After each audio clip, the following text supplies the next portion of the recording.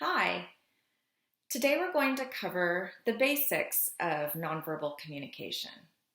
Nonverbal communication is one of the most exciting, interesting parts of interpersonal communication. It accounts for more than half of message meaning, and the impact of nonverbal communication on your professional success can't be overemphasized. Improving your capability to effectively understand, detect, and send nonverbal messages is an integral skill. It won't only help with your professional career, it'll also help with any of your relationships.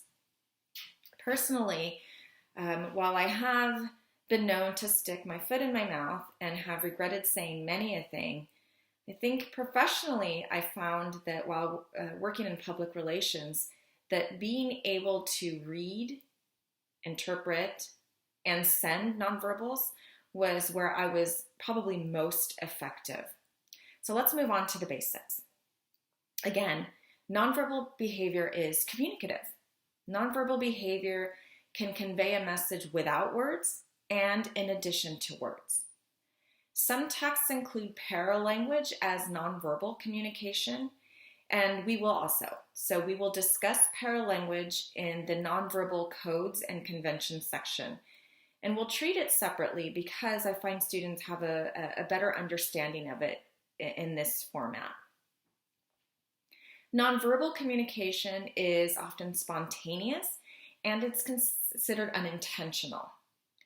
As people send nonverbal message unintentionally, these behaviors send messages to others.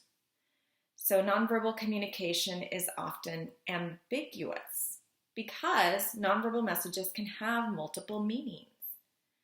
So for example, say that I'm tearing up and it could mean that I'm happy crying or sad crying. It could also mean that I'm frustrated crying. So again, ambiguous. The nonverbal message sent by the crying can be various different things depending on the situation, the context, etc. And when I mean that we send nonverbal messages unintentionally, think about how, for example, trying to think of I have a bad habit of not hiding my emotions or masking my facial expressions when I'm not at work. And when I say at work, again, I mean in my professional capacity. I'm much more open with my facial expressions when I'm lecturing or working with students, and I'm certainly much more open with my facial expressions in my personal life. And so I unintentionally send things because I'm the type of person where my mind is working a million miles an hour. And so while I may just seem like I'm sitting there watching a movie, my face is doing all kinds of things because my mind is doing all kinds of things. I also have a bad habit of frowning, and I do this a lot, and people assume, again, unintentional messages there that I'm upset or angry or being judgmental. But again, a lot of the times it's a lot of internal stuff that's going on. And so I unintentionally send the message that I'm upset or annoyed, when in fact, it's just a lot of stuff going on inside. So again, nonverbal messages can be unintentional and we communicate, and often can be ambiguous. Another way that unintentionality happens that I'll give you a personal example of is I recently got LASIK eye surgery. But before that, I wore contacts, and these contacts constantly had something in them. So I was walking around like this all the time or blinking. I believe I gave my wedding vows doing this at some point because that's how often I just had stuff between my contact and my eye. And very often I couldn't see very well. So I would walk by someone and someone would wave or smile at me and I wouldn't wave or smile back or acknowledge them. And it wasn't because I didn't want to acknowledge them. It was simply because I couldn't see them. But again, I provided a nonverbal message that was unintentional. So I came across as snobby when in fact I just couldn't see them. So again, being very careful about the nonverbal messages we send, sometimes unintentionally. And the reason why nonverbals are so important is because people tend to believe the nonverbal over verbal communication. The reason is that people are seen as having less control over the nonverbal behavior. And so people see it as a more reliable indicator of truth. And you can see how when you ask someone, "Oh, are you okay?" and they say yes, so the verbal is saying yes to you, but their body is saying no. They're either slumped, eyes downcast, and they say, you ask, "Are you okay?" and they say, "Yeah." And so even the paralanguage there is not as believable, right? It's giving you information that no, they're not okay, even though they're saying they're okay. The research on being able to tell the truth from a lie based on the nonverbals alone isn't very conclusive, but we do seem to think that this is, again, a more reliable indicator of truth. So understanding a nonverbal message in professional settings requires knowledge of the sender's frame of reference, cultural background, and the specific situation. So culture does influence how nonverbal communication is used and interpreted. Some cultures are what we call contact cultures. These are cultures like Latin America, Italy, the Mediterranean area, some Eastern Europeans. They rely more on touch, and they depend on touch as communication. So a lot of hugging, a lot of greetings with a side-to-side kiss, a holding on to people as they speak. And then there are other cultures who are non-contact cultures. These cultures are touch sensitive, and some even try to avoid touch altogether. You also have to consider that there are differences in how sex and gender approach nonverbal communication. Again, I think these are mostly cultural, not necessarily biological. So I prefer to, it's hard to talk about whether, do we go based on sex or gender? I prefer to talk about how we are taught gender differences. So for example, women tend to engage in more eye contact and pay more attention to verbal and nonverbal cues. So women are known to interpret and send better nonverbal cues than men. Again, cultural difference, not necessarily biological. So nonverbal communication is interpreted differently based on the situation. So again, considering different situations. And these includes things such as relationship, but let's go into two dimensions of situational context. The first one is the public-private dimension. This is the physical space that affects nonverbal communication. So for example, at home, I am known to reach over at my husband's plate with my fork and grab something with my fork something from his plate and pop it into my mouth. I probably wouldn't do that to him if we were at a restaurant. So public-private dimension. The second one is, in the situational context, is the informal, formal dimension. And these are perceptions of personal or impersonal situations. You might also think about it in terms of formal or formal situation. So, for example, you'll behave differently for most if you're, say, at a pub versus a fancy restaurant. You'll also probably behave differently if you're at a funeral versus a young child's birthday party. Now, we find that when nonverbal communication does not fit with the dimensions appropriately, people do notice, and you'll likely get stares or tight smiles or even be ignored. Again, not communicating appropriately with the expected dimensions does make people uncomfortable. Nonverbals also communicate status. So clothes can tell us a lot about your role in the organization. So can the size and location of a person's office and where someone sits in a meeting.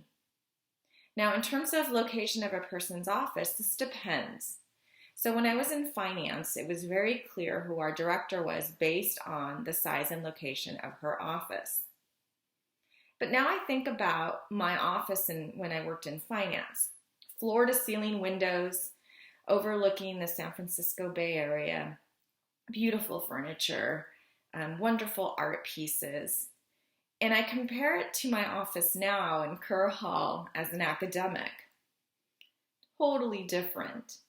And yet, totally different situations, totally different areas of business. And my chair, as an academic, doesn't have a fancy office. It's very similar to my own. So again, when we're thinking about status, we have to consider the relationships and the situation. So in this case, it would make sense to compare my finance office to my academic office. Back to where a person sits in a meeting, you can tell a lot walking into a boardroom or sitting in a boardroom or any meeting space by who sits by whom. And does this happen repeatedly? That tells us how comfortable that person is with that other individual or what the relationship might be. I tend to like to sit in the center so that I can view everything and respond to everyone equally. But that's not the case for everyone. I tend to be a bit of an extrovert. And so I know quite a few introverts who will sort of shuttle themselves into a corner to not have to respond to all of the conversation within the meeting. But again, being able to assess the different relationships just by how someone is in a meeting can be important information. The handling of time indicates status as well. So we know, for example, that you may wait to have a conversation with a late boss or hang around to listen to them if they have something they come to your office and announced. But you may not necessarily do this for someone who is of lower status than you. Also have to be aware of strong and weak nonverbal behaviors and what these communicate in terms of perception of status and power. So signs of power in nonverbals include very confident movement and posture. Also having a relaxed behavior. So when you can tell that someone is very relaxed in their space and relaxed with their group, that shows power and confidence. Some people try to show power and strength by violating others' personal space. And again, this depends on the situation, the relationship, but usually it becomes aware to the person being violated, hey, you're violating my personal space, and it can be very intimidating rather than showing strength. In a positive way, it shows strength in a negative way. I've known people to try to show strength by failing to greet others. So somehow that by ignoring an individual, it shows strength as if, you are beneath me. I don't need to address you. And then there's this demanding of space. There was an interesting meme that I saw recently about space in subways, for example, where they find that certain men will completely splay out on a seat and the woman next to them is all bunched up trying to hold on to any space possible. So this demanding of space is sometimes an intuitive thing and unmeaning, but a lot of times it's in an effort to show strength.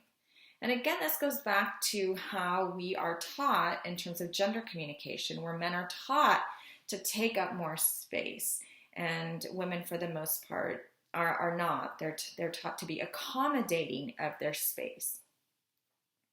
Signs of weakness in the nonverbals can include very controlled movement. So when it looks like someone is really taking stock of every move that they're making, bowed posture. If someone is very tense, and you can see that. If they're hesitant to stand up or move easily, and sitting very forward to pay attention to somebody. If they're playing with an object, that's why this kind of behavior shows weakness. or nervous shaking. So when I used to teach public speaking, I always knew that someone had passed the beginning of the jitters once their hands stopped shaking as they spoke. So nervous shaking does indicate weakness. Now, what I tell students is sometimes we engage in these behaviors, and it's not necessarily in an effort to because we feel weak or powerful, but it's just habitual. And so this idea of practicing more powerful behavior so that you can be perceived, maybe not necessarily as higher status, but at least as more in control. And so I'm loath to give her credit, but my mother, and maybe your mother, was right when she said, stand up straight, sit up straight. It does convey a sense of control, and not necessarily a sense of power, but again, a sense that you are comfortable in your own space and in your own body. As noted before, again, cultures vary so much in how they interpret the nonverbals, and it can sometimes be difficult to interpret the nonverbals of others, especially if they're from other cultures or countries. For this reason, I stress a lot that employees who are going to work in other cultures, in other countries, have training, because otherwise the person may experience culture shock or confusion. And a lot of times companies do fail to provide sufficient training for their employees on customs and norms for the country in which they'll be working, or with the group of individuals from a different country that they'll be working with. Unfortunately, we find that most Americans assume that other countries behave basically the same as U.S. Americans. But unfortunately, U.S. Americans are not known for being culturally sensitive or for even realizing or understanding how others view U.S. Americans. If you find yourself working abroad or working with groups of people from other parts of the world, you can minimize your culture shock and help make the whole working relationship more comfortable by doing some research in advance of your trip or your work with these particular groups. It's always a really good idea, too, to just approach the situation with a sense of humor, an open mind, and a positive attitude. It's amazing what those three things can bring to a situation that could otherwise be difficult and frustrating. If you have an opportunity, it's also nice to enlist a local friend or colleague for some perspective when possible.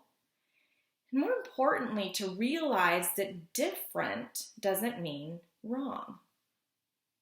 Let's talk a little bit about expectancy violation theory.